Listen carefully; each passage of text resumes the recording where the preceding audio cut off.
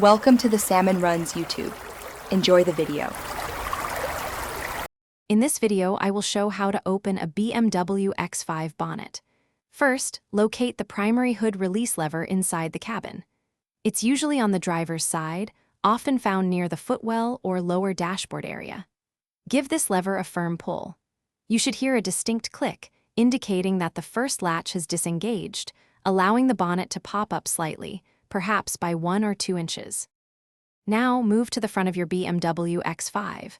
The bonnet will be slightly ajar, creating a small gap. Carefully reach into this gap, directly above the grille, to find the secondary safety latch. This is usually a small lever or tab. You'll need to either push it to one side or pull it upwards, depending on your specific model, to fully release the bonnet. With both latches released, you can now gently lift the bonnet all the way up. It's designed to open quite wide, giving you ample access. Next, locate the support rod. This is typically clipped to the underside of the bonnet itself. Carefully unclip it and firmly insert its end into the designated hole or slot within the engine bay, ensuring the bonnet is securely held open. To close the bonnet, first unclip the support rod from the engine bay and secure it back in its storage clip on the bonnet's underside.